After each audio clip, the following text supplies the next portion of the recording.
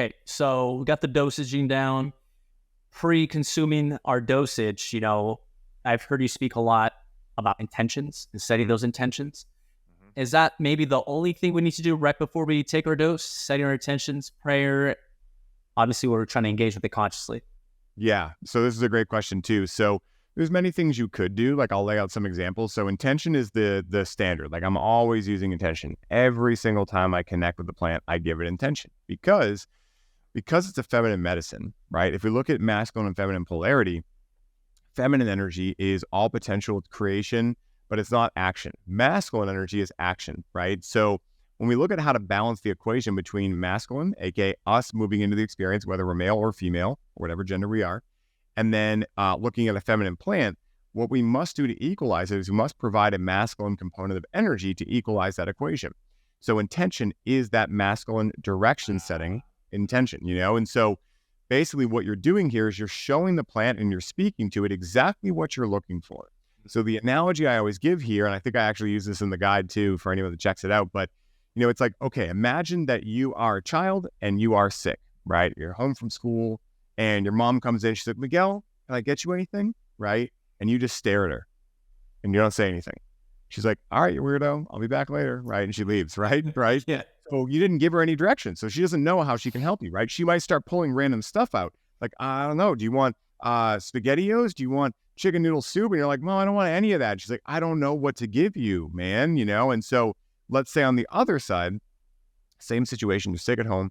Mom comes in, Miguel, can I get anything for you? And you're like, Mom, I really want some chicken noodle soup. She's like, I got you, right?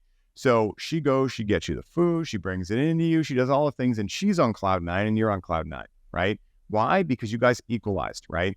She asked what you wanted, you knew what you wanted, you gave her the direction, and now she knew exactly what to go do to help you feel better, right? Positive energetic loop. So with cannabis, many people end up accidentally, because I tell everyone, whether you are doing it consciously or not, you are setting an intention. That's why intention is so important. It's not like, oh, I don't believe in that, so I'm not going to do it. It's like, cool, you're already doing it. It's just that it's coming from whatever your unconscious mind is thinking about, which Yeah. Okay. if you think about the whole idea of 75,000 thoughts per day and 80% plus are negative, you probably don't want your unconscious setting your intention for you, right? So at the end of the day, if you tell cannabis, I would like to experience joy on the other side of this session, of this ceremony, it doesn't mean that it's going to be all sunshine and rainbows, right? It might mean that cannabis goes, all right, man, well, I could either give you a fish or I could teach you to fish. So I'm going to show you this stuff that's actually standing in the way of you being able to access joy without me, And so in that container, because you set that intention and you have the awareness, you might be able to go, yikes, I'm feeling some anxiety. You know what? Maybe this is standing in the way of me experiencing joy. And so now you can contextualize why this situation makes sense in your reality. That's a lot of the reason why people have bad trips, because they just can't contextualize it. They're like, I don't know why this is happening. This wasn't supposed to happen. This isn't how I viewed it. I didn't even understand this was a possibility, right? And so now they're having a bad time. But it's not because it's objectively a bad time. It's because they're failing to learn the lesson. They're running away from that which they fear, And like Joseph Campbell states, the cave you fear to enter holds the treasure you seek, And so this is how all plant medicines work, right? We hear it a lot with ayahuasca, right? Like, why do so many people come back from ayahuasca and they're like, yeah, I faced all my shit and it was fucking awesome. Why? Because they were being taught by a shaman, like, this is actually how this works, right? And I'm not purporting that I'm a shaman, but, at the end of the day, these are not rocket science type things, right? If you go to indigenous culture and you're like, you think intention matters? They're like, are you fucking serious? Like, yeah, dude. Like, you know what I mean? Like, get off your phone for a little while and you realize, So at the end of the day, it's not to diss anyone or anything. It's just, again, none of us ever got a user manual for the plant. And so that's really what we seek to create in everything we do, is a long lost user manual for cannabis. And it's simple, guys. Like, it doesn't have to be, again, for most people listening to this, I imagine you do resonate with spirituality, but it doesn't have to be something in galactic terminology or anything. It doesn't have to be, you don't have to wear white robes for any of this stuff. Like, again, like, reverence does not depend on external circumstances. It depends on your intention coming from within, right? That's what makes something, to me, ceremonial, reverent, sacred, etc., right? It's you respecting that plant, knowing the power that comes along with that plant, and understanding and understanding the great responsibility that is on you to make sure that you're checking in on yourself before you connect with it, that you know why you're connecting with it, and that you follow the breadcrumb trail coming out of it, right? Because again, what most people do is they connect with the plant, they feel some sense of better, they then come out of it, they feel less better, less good. And then they go, oh, 2 and 2 must equal 5. I must need more cannabis to feel good all the time. And now they've completely missed the mark, right? And again, it's not a judgment. It's just like, again, my intention here is to share my own experiences, which I've done all of these things, which is why I can speak to them now. And so when you start adding intention in, wild things start happening. Because again, it's not that cannabis is showing you something that you needed cannabis for. It's showing you how many different ways you can access this yourself. And so what starts happening as you start realizing over and over how powerful you are? Well, depending on what you believe in terms of spirituality, I can tell you what I started realizing. Holy shit. Now I'm starting to experience that I am God, right? And that everything is God, and that we're all divine beings having a human experience, that the grass outside is God, right? That we're all experiencing this. You know, you can read that in a textbook, but cannabis and these other medicines give you an opportunity to experience it when you've forgotten how to get there on your own. And so my entire ethos with cannabis is I want to remember. I want to know who I truly am. And so I connect with the plant in an intentional ceremonial way to help remind me, to be my pocket coach, my pocket spiritual coach that will check me when, before I wreck myself, right? Which will check my ego, which will allow me to realize, oh shit, I was out of turn there. I don't want to show up that way. That doesn't show up like God. I want to go apologize to that person now. I want to go make sure that I'm making right by myself, because that's not who I am. That's not who I'm discerning I am, right? Now, again, what it can also show you and what it will show you, I tell everyone, like, most of cannabis work is shadow work. And so again, at the end of the day, it's going to be showing you aspects of you. This is another whole reason why people have challenging experiences. They see a part of them like paranoia or anxiety, and they go, duh, I don't want that. That's not me.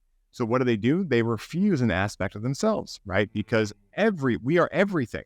If we are the ocean in the drop, then we have all the parts of the ocean within that drop, right? We have the maniacal maniac in us, and we have the Gandhi in us, right? And until we've really resolved all of that and chose to accept it, not fix it, because there's nothing to fix. Just be aware that, like, oh yeah, if I get cut off, like, I'll remember real quick that I do still have an ego, right? My ego goes, like that, right? But can I catch it fast and go, oh, there's that part of me again, and laugh about it, It's not about fixing. It's not about being a transcendent being. It's just about being able to laugh at the hilarity of the human experience, right? And love yourself in all hyphen ways. And so that's a little bit of what I would say with that, with regards to intention and things like that. So you want to set your intention. You then want to go into, and this is kind of like, this is our 4-step process called the highly optimized way that you'll see in the guide too.